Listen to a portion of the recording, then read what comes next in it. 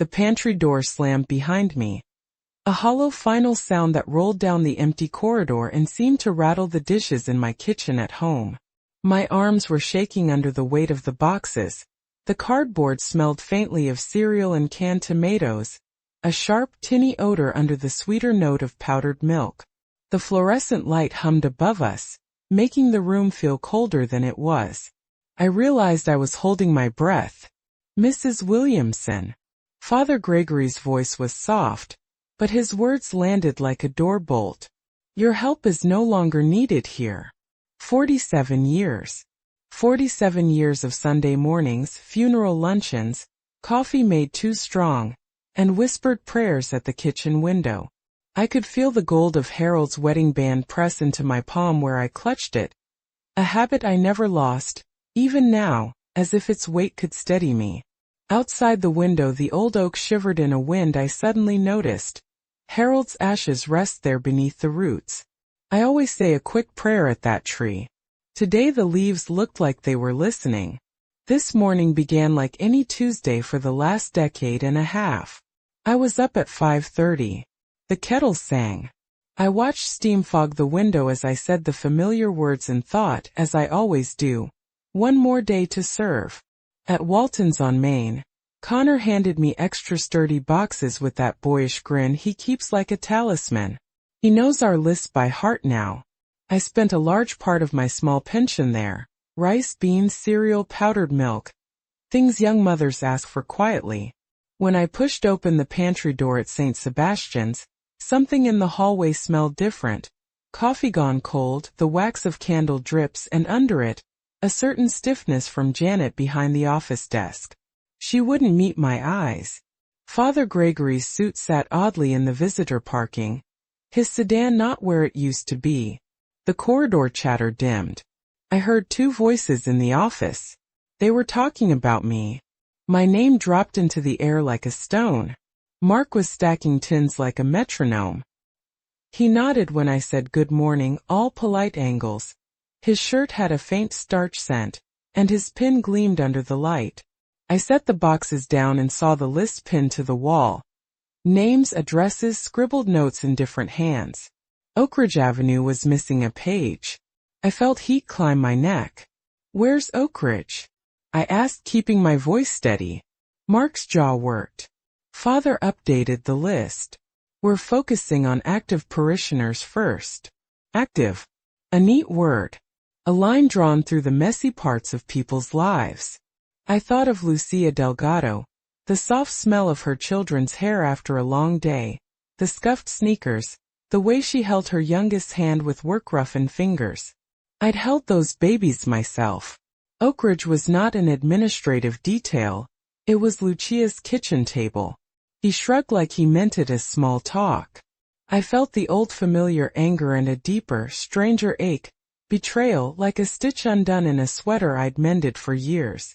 I began to unload tins into the bins. The cans made a dull, patient clatter. Then Lucia came with the 3 children, their tiny shoes tapping the linoleum. I could see hope in her face. Father Gregory appeared in the doorway as if conjured. He had the clean line of a man who practices discipline. His crucifix caught the light. He moved to the list and shut it with a small, decisive motion. A gesture like closing a book you don't want read. Mrs. Williamson, he said. Can we speak privately? Mark melted away. The air between the shelves felt thick like wool. Your contributions have been valued, he said, warm as polished silver. But we're restructuring. We need to align aid with participation. Tithing, sacraments, regular attendance. I let out a breath I didn't know I'd been holding. My hands cradled a box of rice. Christ fed the hungry without asking for a ledger, I said. His smile didn't reach his eyes. Perhaps your vision is outdated. We need volunteers who support the new direction. And you're asking me to step aside. His words were soft. The list hanging like a curtain slid shut. From the hallway I heard Lucia call, in a low, hopeful Spanish. Father Gregory answered with a few halting words. The children shuffled. The sound of feet at the doorway, a waiting we'd all grown used to. "You're sending her away?" I asked. "They can seek help in their own circles," he said, as if the words were practical, as if need could be redirected like mail. Something inside me snapped like a twig. 47 years of small obedience. Harold on his deathbed had squeezed my hand and said, "Don't let faith be a weapon, Ellie." I thought of him and felt my shoulders straighten.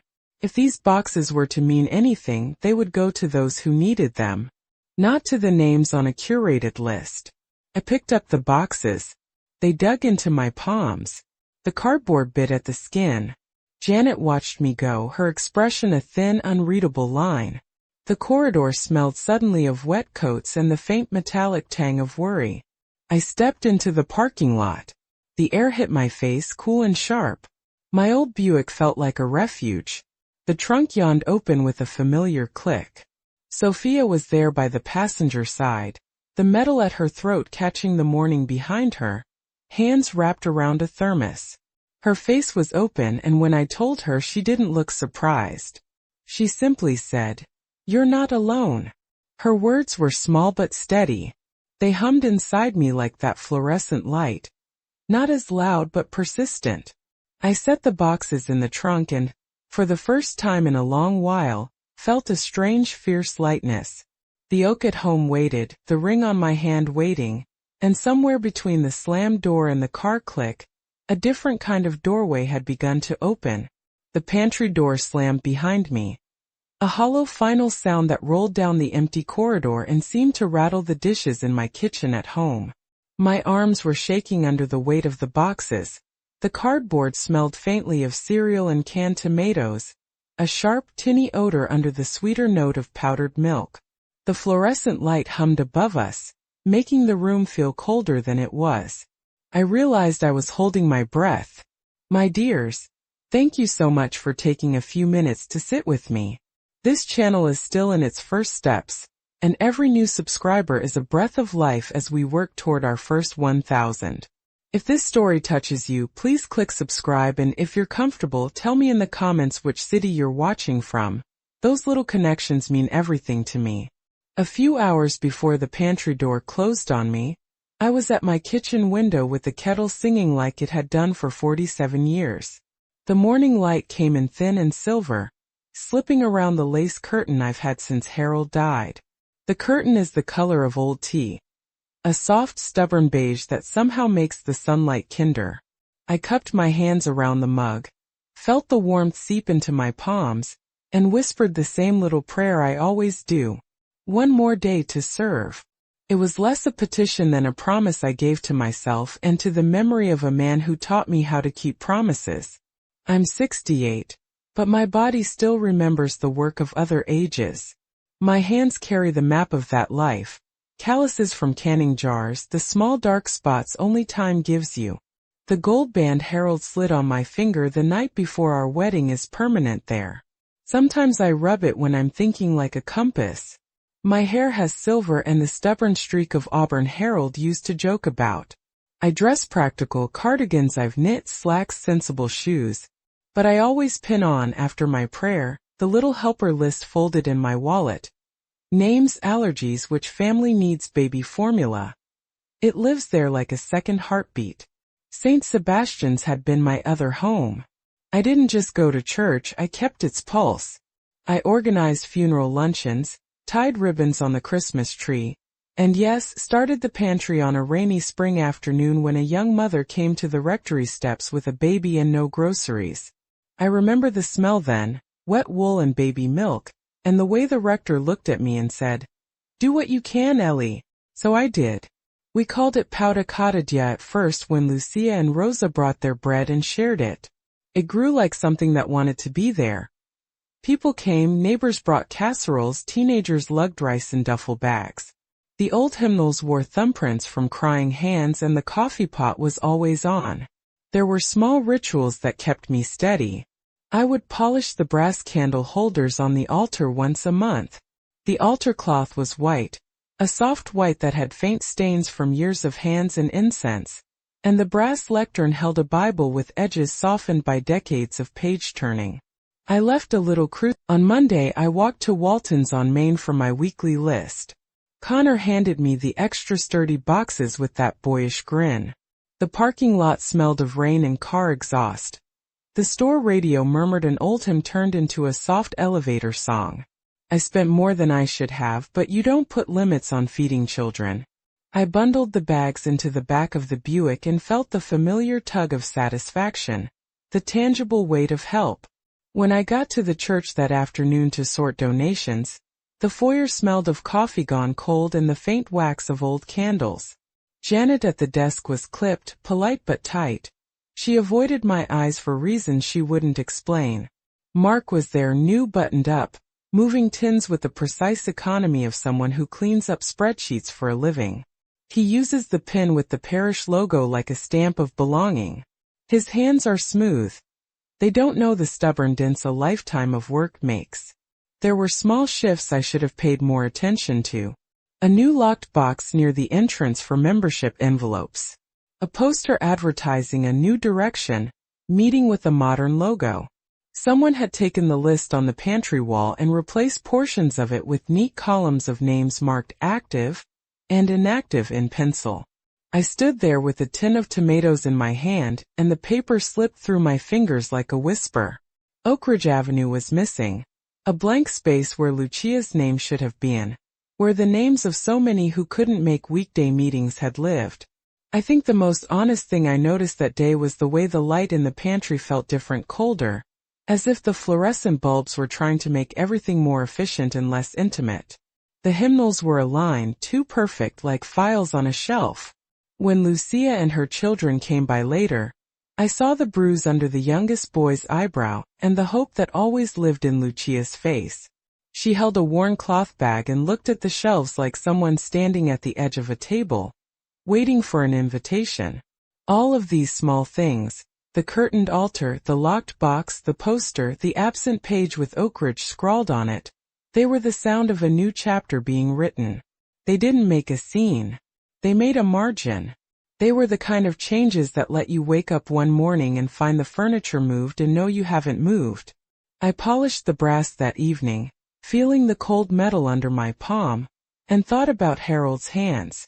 He used to say that faith was like a garden. If you tend it, it feeds you.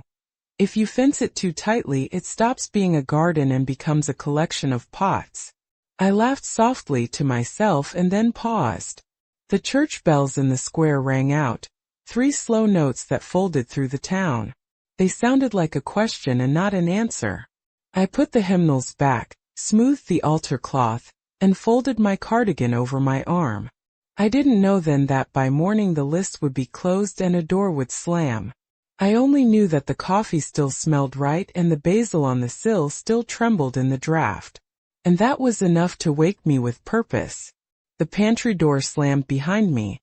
A hollow final sound that rolled down the corridor and seemed to shake the pictures in my head.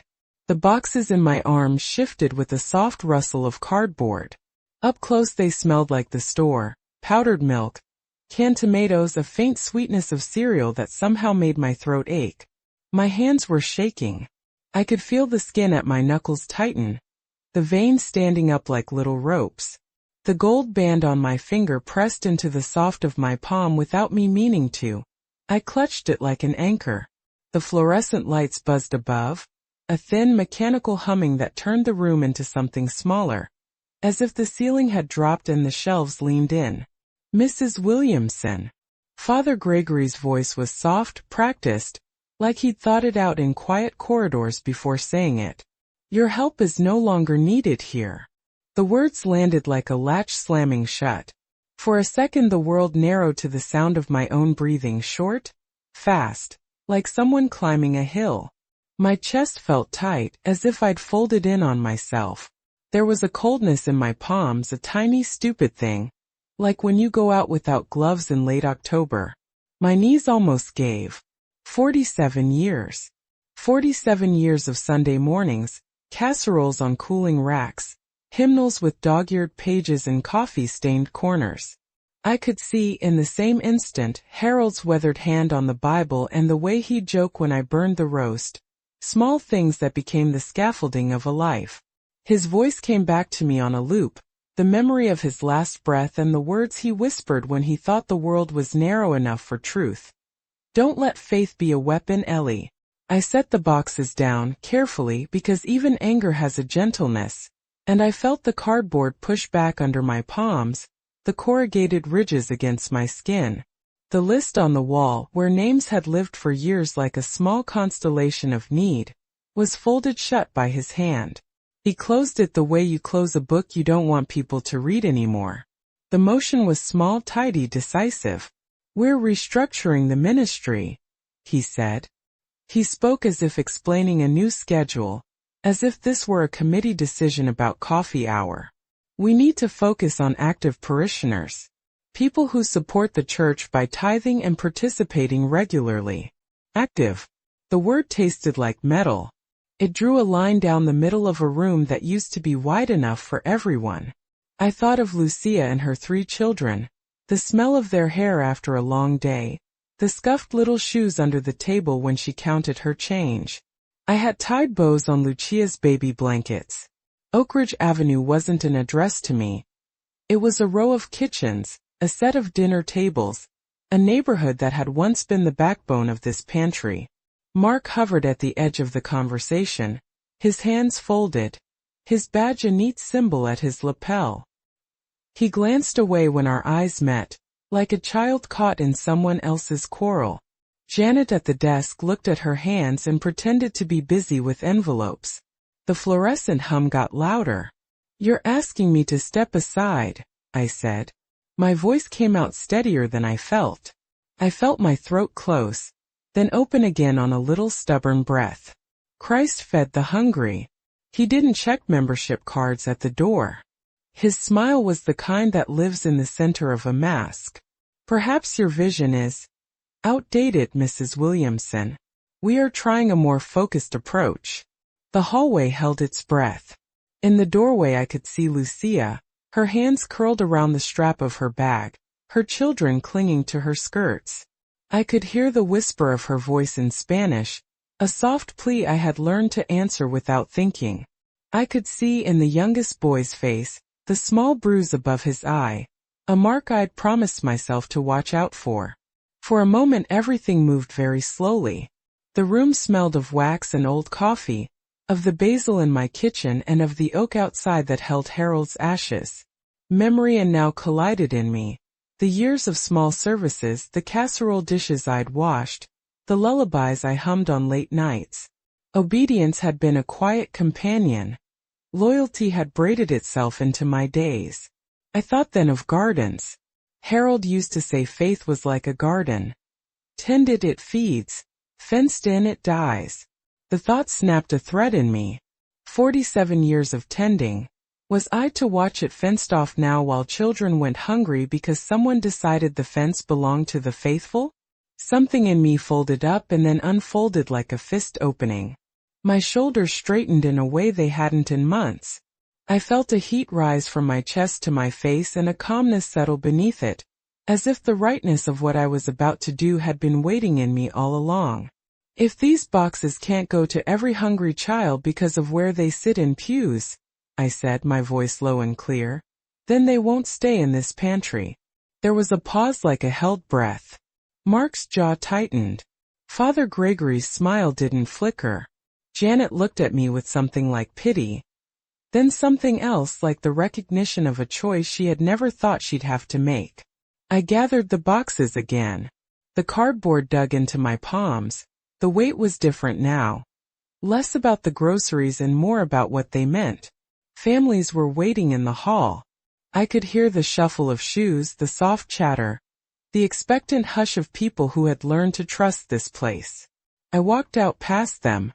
Lucia's eyes found mine for a second, gratitude, then pain, and her mouth formed a small, almost shy thank you as I passed. The cool air hit my face in the parking lot and it felt like truth. As I lifted the last box into the trunk of my old Buick, hands no longer trembling as much, Sophia came up beside me. The little medal at her throat flashed in the morning light. Her presence was a steadying thing. She didn't speak at first. She just looked at me and then at the boxes. You don't have to do this alone, she said. Mrs. Williamson. Father Gregory's voice was calm, the kind of calm that trims the edges off an argument. Your help is no longer needed here. He said it like he was closing a book. He smiled small, and the smile didn't reach his eyes. I felt something in me scrunch and then smooth out into a flatness I didn't recognize. My thumb found the seam of my wedding band as if it needed to be read again. Harold's voice came back to me, that final private counsel. Don't let faith be a weapon, Ellie. Mark hovered by the shelf, hands folded, the pin on his lapel catching the light. He looked like a man who had never learned to hold a casserole dish. He glanced at me with the kind of polite neutrality you reserve for someone you think is only mildly inconvenient. Janet at the desk pretended to be busy with envelopes. Her fingers trembled once and she swallowed a look. It might have been sympathy, or the relief of not having to choose. A sound from the corridor, a small hopeful murmur, and Lucia appeared with her 3 children. The little ones shuffled, and the youngest kept glancing at the canned goods like they were some distant prize. Lucia's eyes met mine and then dropped to my hands. For years she had said grace with her palms folded in such a way I worried her fingers might stick together from prayer. Today her hands were empty and that emptiness sat on her skin like a bruise. Father Gregory moved to the list on the wall, as if to display a new policy in a glass case. He shut it gently, neat as a lid. We're restructuring the ministry, he said. We need to focus on active parishioners. People who tithe, participate, attend. His words were precise, tidy. They smelled of meetings and PowerPoints. Active, he said again, slow like a new hymn he wanted us to learn. I pictured a line drawn across a map. Oak Ridge Avenue slid into a corner of my mind. Battered porches, a dog that used to bark at my car, Lucia's kitchen table with its single wobbling leg. Those names on the list were not columns in a ledger. They were faces. They were dinners. Christ didn't ask for a ledger, I replied. My voice was steady but small. My hands felt remote from me, the cardboard warm against my palms like a borrowed heat. Mark's jaw tightened. He shifted his weight as if waiting for instructions, as if the world were a meeting room and he had to flip to the next slide. He looked away when Lucia's youngest reached for a box and she drew him back like the slightest instinct of protection. Father Gregory's smile remained. Perhaps your vision is outdated, he said. There was a polite cruelty in that phrase, an academic dismissal dressed in velvet. It landed like a small stone. Lucia's voice came then, soft and urgent, a Spanish syllable wrapped in hope. Por favor. He answered with a few broken phrases, the way someone speaks a language without feeling it. He explained things as if designating a route on a map. They can seek help in their own circles. As though need could be redirected like mail. The children made a small jostle of knees and sighs. One of them traced a finger along the edge of the shelf and left a faint smear on the metal. Simple acts that meant everything. My mouth made a line. My hands folded the seam of my ring again, harder this time, until the skin blanched white. For a moment I was very small and very far. Memory slid in like photographs.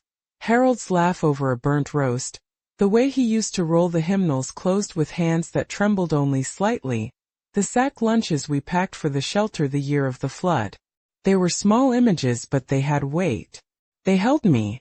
You're asking me to step aside, I said. The words were softer than I felt. The air in the room seemed to watch us. He spoke of direction and fresh ideas. Mark's eyes flicked to me once, quick and guarded, like a man checking the weather.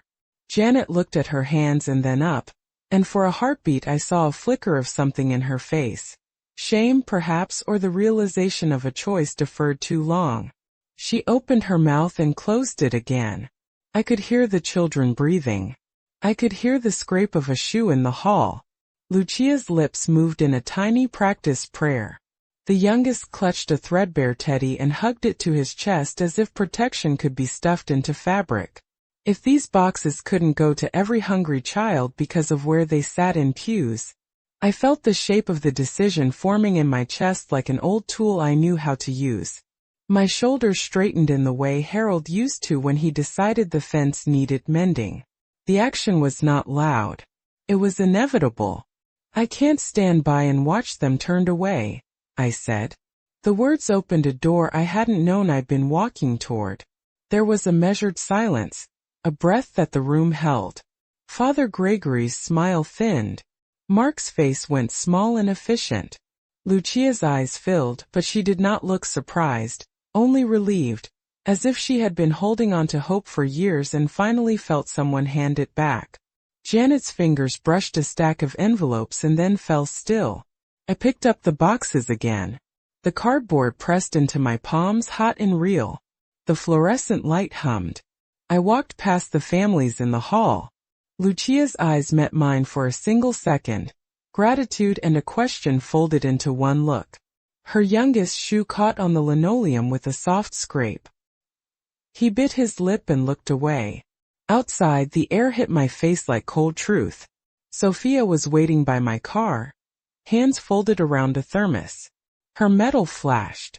She didn't have to ask. Her face said what the words would make clumsy. "I'll come with you." "No," I told her, and then softer. "Not alone." My hands were steadier now. The ring on my finger pressed into the flesh and felt like a compass guiding me back to something clear. Those small gestures, a tucked chin, a held breath, a hand lifted and not lowered, are how loyalties shift. They're how communities are rebuilt. We did not shout. We did not break anything. We simply moved the food, the small proof of care, where it could be used for its real purpose. And as I closed the trunk on the last box, the shape of what we might build felt less like a rebellion and more like a homecoming. After that day, the world inside St. Sebastian's tilted just enough for people to find it easier to look away. It began with small things. A smile that faded the minute my eyes met it. The tilt of a head toward the bulletin instead of toward me. At first I thought I was imagining it. Loneliness has a way of whispering. Sundays used to feel like a family reunion. You knew where people sat. You knew whose cough meant they needed a few extra prayers. After the pantry door slammed, the familiar rhythms changed. The organ rolled the opening hymn and I would stand, expecting the hand of Mrs. Hargrove to find mine. Her pew was empty now, and when I caught her in the narthex she let her eyes slide past me as if I were a draft she shouldn't feel. Coffee hour was the worst. Once, the folding tables were a place to trade recipes and condolences. That week they clustered in tight, polite knots. Cups clinked. Voices softened to conspiratorial murmurs. I walked in with the tray of cookies I always brought for funerals, and people shuffled like cards to avoid my path. Janet, who had once called me about casserole dishes at 3 in the morning, pretended her phone was suddenly urgent. She smiled fast, strained, and turned away. Her fingers trembled when she arranged the napkins. I could see the effort in her posture, the rehearsed casualness of someone trying not to be seen making a choice. Children who used to trail behind me in line now clung to their mother's skirts. Little faces that had known my hair in the back of a car, that had squeezed my hand at Christmas pageants, peered around shoulders. A mother I'd knit a baby blanket for last year crossed the aisle the other way. "Oh, hello, Mrs. Williamson," she said, voice breathy. She did not stay. Her eyes flicked to the pulpit where Father Gregory sat like a carefully placed statue, and then down to her feet. The look in her face was not malice. It was fear. Rumors are quick in small towns.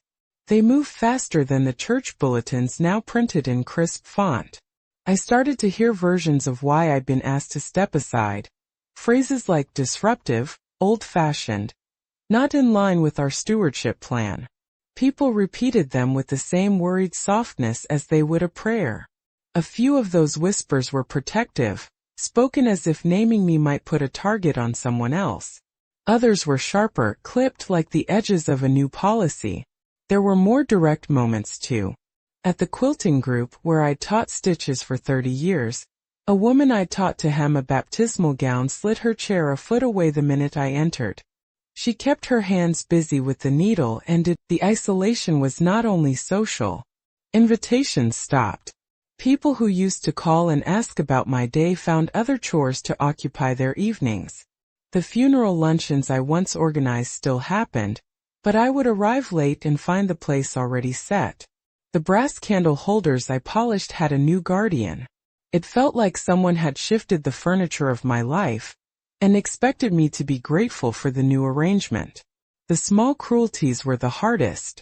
A woman who ran the church preschool placed a glossy new sign by the nursery door. Volunteer background check required. It read like bureaucracy, but I felt its muscle. Parents, anxious to keep their children safe, folded it into their decisions like a locket you don't open. A neighbor who used to wave from across the street now glanced at her lawn as I passed. When I stopped to chat about the oak tree, she said, "Busy, Ellie?" As if that explained everything. Inside, my heart would hitch at the sound of the main church door. The choir's hymn swelled and I would stand, feeling every empty seat as a particular absence. I learned to count the looks that avoided me. I learned to read the silences between people's words. Sometimes I would catch a face, the microscopic flinch of someone who had once leaned on my shoulder for solace, and I knew that the choice they had made to step away was born of pressure, not conviction. That was both consolation and sorrow. And yet, amid the tightening, there were tender fissures. Sophia brought casseroles to my kitchen late at night, and left them on the stoop when she thought someone might see. Diacono Robert cleared his throat and asked awkward questions at the vestry meetings, his voice small but deliberate. Lucia's youngest drew me a crayon picture of a sun and slipped it under my mailbox. Small resistances. Quiet resistances. They reminded me that not every heart had been reshaped by the new perimeter lines. The siege built itself out of polite avoidance, formal announcements, and the quiet arithmetic of fellowship. It was designed to make me recede without anyone feeling they had to explain why. But there is a peculiar clarity that comes with being pushed to an edge. Standing there on that edge, holding the weight of boxes and the weight of years, I found the sharpness of my own convictions. The world may have chosen a new direction, but there are lines a garden should never cross. I realized then that tending a garden sometimes means moving earth yourself, even if you must do it without the tools the rest of the town trusts. The sanctuary is full of that Sunday hush, hymn tales fading, hymnals closing like small shutters. I sit 2 rows back, fingers folded so tightly the gold band leaves a crescent on my skin. The wood of the pews smells warm and faintly of old polish and winter coats. Above me the high windows hold a cold slice of sky. The organ inhales, then Father Gregory's voice begins to fill the room. It vibrates in the ribs of the building, not merely words but percussion. His syllables hang on the beams and come back to us as echoes. A steady, practiced baritone that could be a benediction or a verdict. The pulpit smells of wax and varnish, a sharp, honest smell that makes my throat tighten. He speaks of stewardship like a plan laid out on a ledger. He speaks of boundaries, of discipline, of caring responsibly for limited resources. People lean forward. Some hands flatten on knees. I keep my hands folded, knuckles white, practicing a calm I do not feel. My breath is counted: inhale 2, 3, hold. Exhale slow. The little rhythm Harold taught me on long nights when the world felt too large. My thumb rubs the seam of my wedding band without meaning to, steadies me like a compass. He moves from scripture to policy without a rope between them. He quotes Paul about order in the church and then slides his words into parish matters. We must prioritize, he says, and the word feels like a line drawn in chalk across the nursery and the kitchen tables of Oak Ridge. He speaks of active participation and faithful stewardship, as if mercy were a shape that could be measured. The room hums with approval. Heads nod. Mark's pin gleams near the front. He looks like someone who has woken into a world finally organized. Janet sits stiffly at the back, hands folded over a stack of envelopes, Eyes on the hymn board. Lucia is there. Not in the front pew but near the side, clutching her purse, her fingers tightening around it in the way people hold on to small things when they're afraid of being unseen. Her children are quiet, faces small and hopeful. Then, in the middle of a sentence about responsible distribution, the altar candle beside the lectern sputters. A draft from the open door or from some latecomer's jacket. The flame shivers, and then the wick sighs out. The light goes thin and the room takes a small surprised breath. Someone murmurs. For a second it's like the warmth has been nicked. He keeps talking as if the dark were an accompaniment. His hand, sharp, decisive, lands on the corner of the pulpit to emphasize a point. The motion is small but hard. The pulpit trembles. A wooden crucifix, a modest one Father Gregory wears on a small chain when he comes down the aisle, catches on the edge of the lectern and slips. It falls with a dull wooden clack and tips onto the floor between us, 3 inches from the hem of his alb. The sound cuts the sermon. It's not dramatic, but the silence afterward is. People look at the fallen crucifix as if it might explain itself. Some faces flush with guilty shock. Others look away quickly. Lucia presses a child's hand until the knuckles whiten. A baby somewhere in the back begins to cry, quick and startled. I feel the room breathe around that small disturbance. As if the building itself is judging. Father Gregory stoops, picks the crucifix up with the same careful politeness he uses when he folds the weekly bulletin back into perfect creases. He does not smile.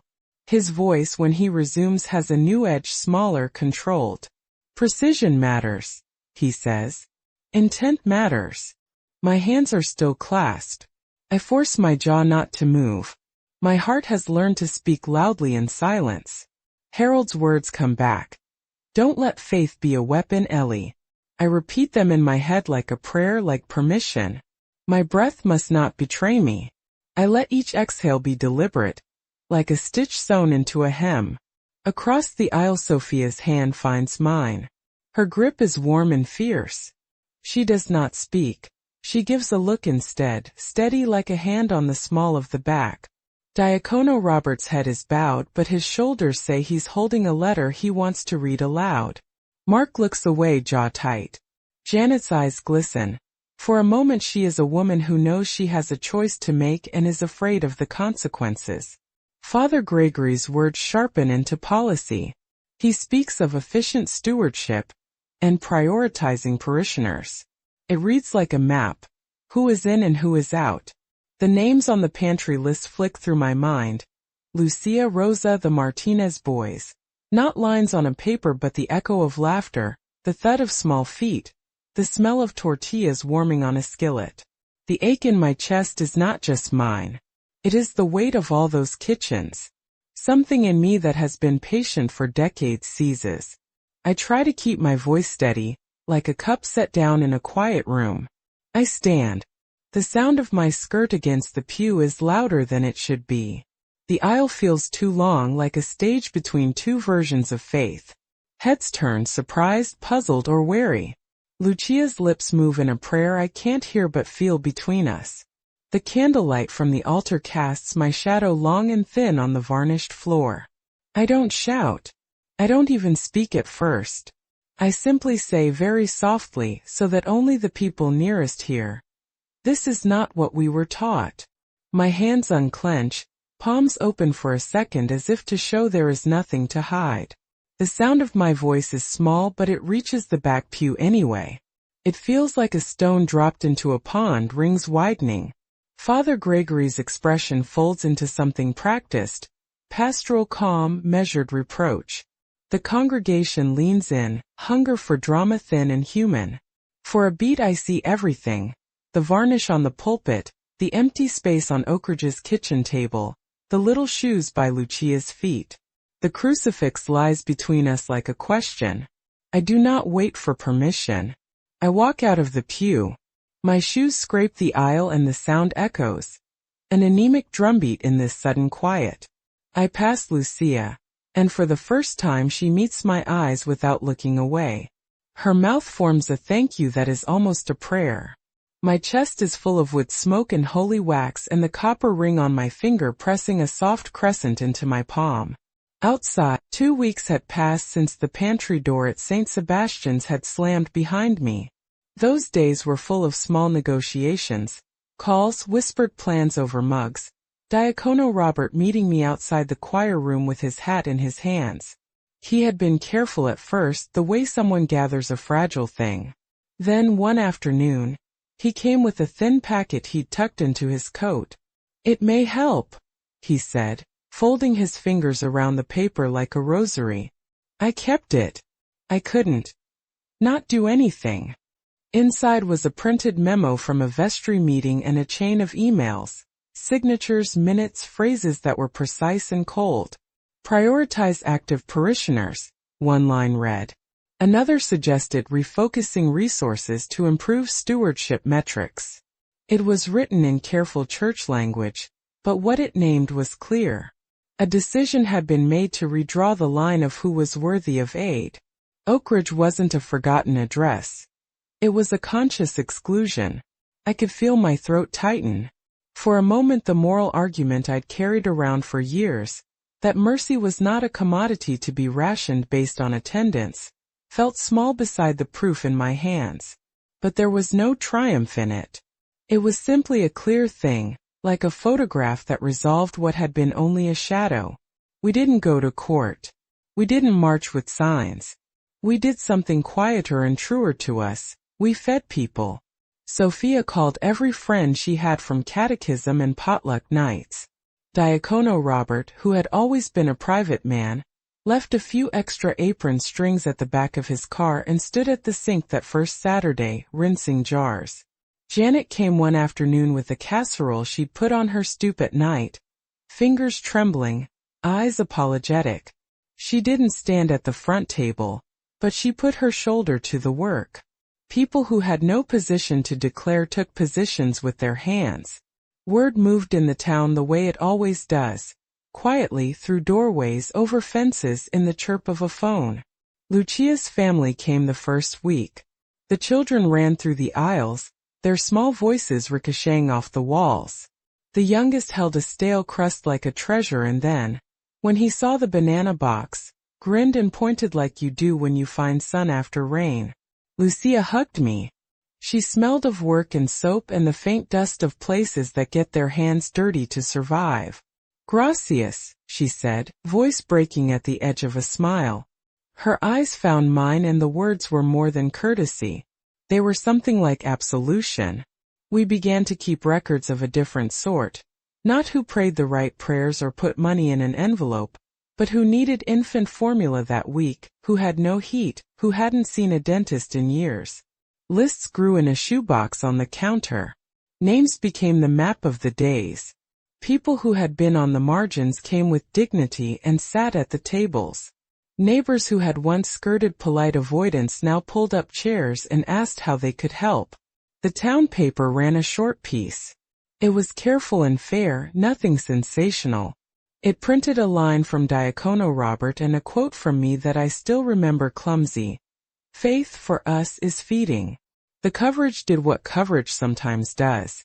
It summoned what had been private into a small, wider light. More donations came. A youth group from the college drove down a van full of blankets. A local bakery left the back door ajar one morning and 24 loaves had found their way into our hands. There were consequences that were quieter and more complicated. Some people at St. Sebastian stopped speaking to me in the grocery aisle. Father Gregory did not call. The vestry's memo did not disappear. But the movement of life had shifted.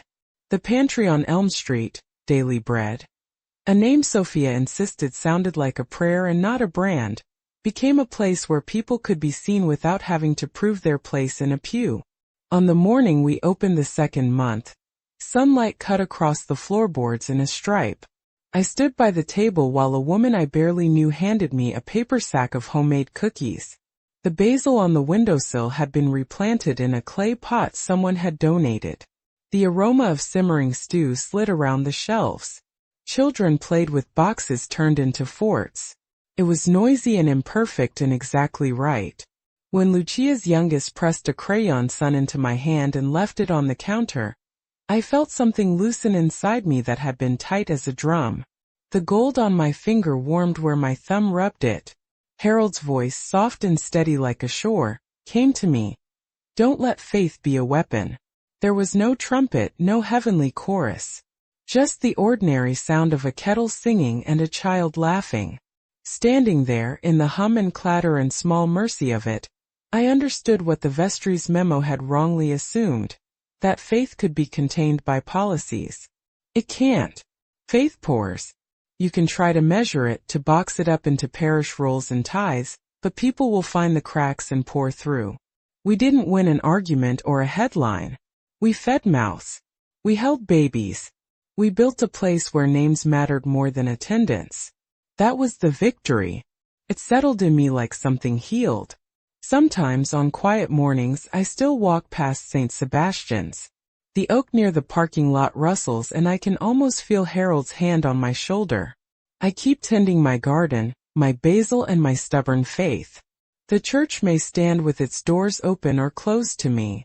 The work of feeding, of saying grace over a box of rice, continues. That is where my faith lives, in the small soundless offering of what I have to give. And that, more than any bulletin or sermon, has brought my shoulders down and my heart a long-needed breath. I still go by St. Sebastian's sometimes. Not to protest. Not to plead. Just to look like you might look at a house you once shared with someone who taught you how to make tea.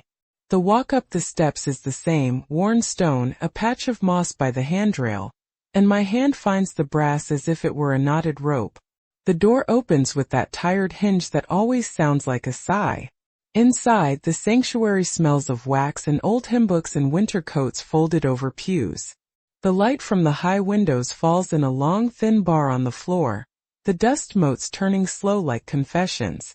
I sit sometimes 2 rows back, fingers folded around the gold ring on my hand until the metal presses a small crescent into my skin. Harold's voice still rides on the oak beams when the organ starts, soft and sure, and for a moment the world is the size it was when the children in choir had baby teeth and the coffee hour lasted until dusk. But the pew closest to the aisle where we always sat, where Harold's coat once hung over the back, often stays empty now. I notice it, not with hunger but with a kind of gentle accounting. An absence can be a kind of book. You learn the margins of loss by reading the empty spaces. The town knows about Elm Street now. Daily Bread has a little sign hand-painted, missing a flourish of paint on the corner because someone, probably a teenager with paint on his jeans, was more interested in getting bread on the table than getting the lettering perfect. We rigged shelves from someone's old bookcases and set up folding tables that wobble under the weight of a potluck stew. The fluorescent lights hum the way they always do, but there is a different warmth in the air, human, messy, less arranged. Neighbors bring things that are not listed on any budget.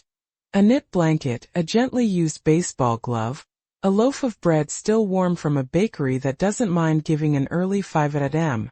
batch to a cause instead of a ledger. Lucia comes with her kids sometimes and the youngest will run to the banana box like it's a treasure chest. He'll hand me a bruised apple and grin, all missing teeth and earnest eyes. The gratitude is plain and immediate. No minutes of meetings required. It is simple, human, and it fits in the palm. People ask if I miss the choir loft or the altar. I do. I miss the smell of incense on a winter morning, and the way the pastor's homily could still surprise me sometimes. But more than that, I miss the sense of shared work, the idea that we all lean the same direction. We weren't all the same, of course, no church ever is, but you could walk into that room and know where your small kindness would land. What I learned the hard way is that institutions can make choices that feel like weather. Sudden chill, a shifting wind, and you can either sit frozen on the porch or close the door and find another fire. We lit ours. We gathered folks who had been pushed to margins and people who had been watching the wrong kind of ledger. We made a place with room enough for the messy warmth of feeding someone without an interrogation. It is imperfect. It is stubborn. It is ours. People from St. Sebastian's come by sometimes with casserole dishes and averted eyes. Others do not. Father Gregory remains in his role and preaches precision and stewardship. He wears the oak near my house still listens. Its roots have Harold's ashes tucked between them, and when the wind moves through the branches it makes that soft, knowing sound like pages turning. I plant basil in the spring and it grows stubborn and fragrant on my windowsill. The basil smells of summer and soups and the ordinary thing that keeps you warm when the world has complicated itself. I water it with the same careful hands that have packed boxes and held babies and stitched quilts. The gold band on my finger catches the sun sometimes, and I press it like a compass to remind myself of direction. There are small consolations that taste like cinnamon and lukewarm tea. A child's crayon sun slipped under my door. Diacono Robert's quiet thumbs up from the corner of the vestry. Sophia's laugh when a toddler makes a fort of a cereal box. Janet dropping by one evening with a casserole she left on the doorstep because she was too shy to come in. These are the seams by which we patch things that break. Walking away from the church that afternoon felt decisive and also inevitable. I carried boxes to my car whose edges had worn soft from handling. People stood in the hall and watched, and I passed Lucia. She looked at me deep grateful and I felt something settle. I did not slam the church door. I walked out. My shoes scraped the small ordinary sound of someone moving on. Now, when I leave the sanctuary I take the long way around. I walk the path by the oak. I pass the empty pew and let my fingers trace the varnished rim like I am remembering how laughter echoed there once.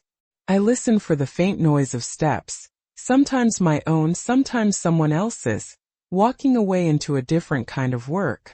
And if the wind comes, it will catch the door behind me and close it with a soft, ordinary finality. The echo will linger a second, and then give way to the sound of pots being set on a table, of soup ladles stirring, of a child laughing somewhere inside new walls. Things end. Things begin. I have learned to hold both in one steady hand. The pew may be empty. The footsteps may recede. The wind will close the door. And beyond that small closing, the kitchen light will come on. I still walk by St. Sebastian's sometimes, not to argue, not to protest, simply to remind myself what I lost and what I gained. The brass on the rail is cool under my palm. The hymnals smell like dust and lemon oil. The oak at home leans into the wind the way it always has, and when I press my thumb against Harold's band I can still feel the echo of his laugh in the grain of the wood. People ask if I regret leaving. They ask it kindly, as if regret were a sensible domestic thing, like forgetting to water a plant. But regret isn't the word. Loss sits differently. It is the soft bruise of an empty pew. The brief hitch when someone whose hand used to find mine crosses the aisle as if I were a draft. Isolation was quiet and precise. A polite rearrangement that made me small. That was hard. Yet in the 2 weeks after the door slammed, something else began to happen. Hands came. Not all at once and not all from heroes.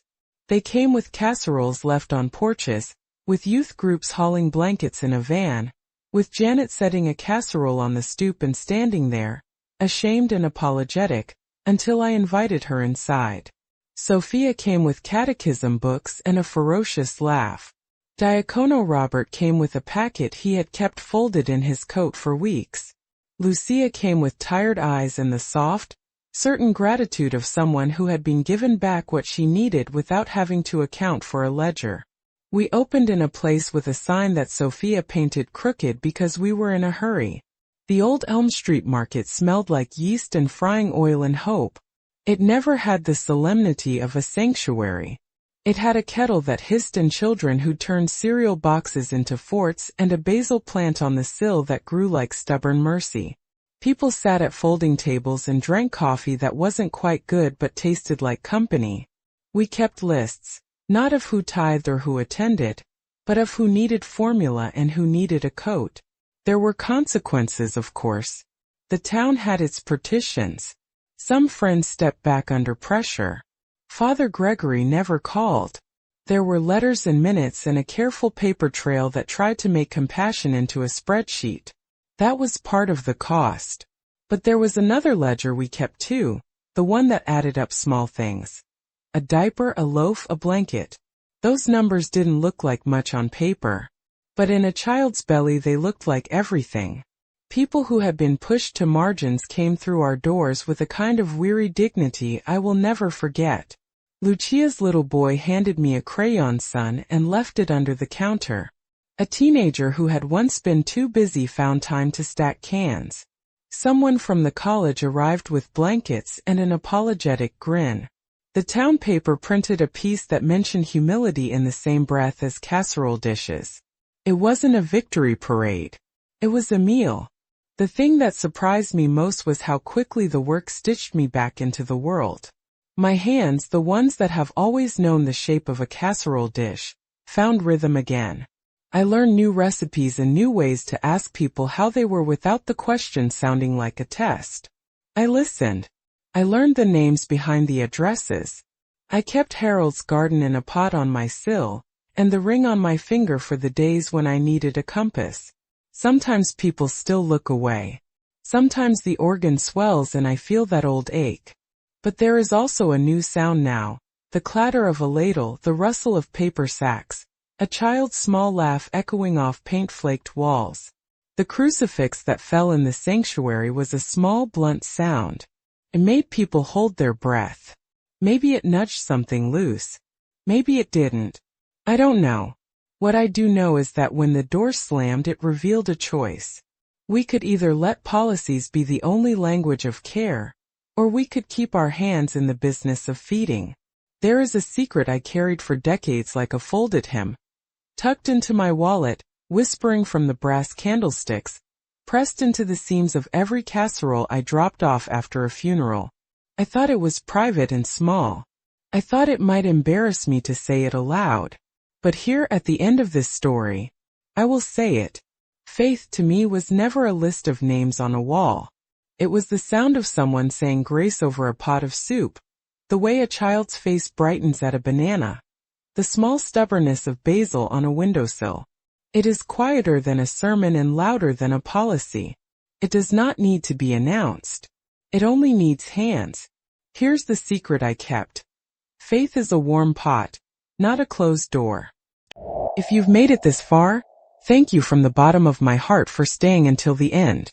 If you feel it in your heart, please subscribe so you won't miss the next stories, and keep walking with me by watching the other videos I've prepared with care.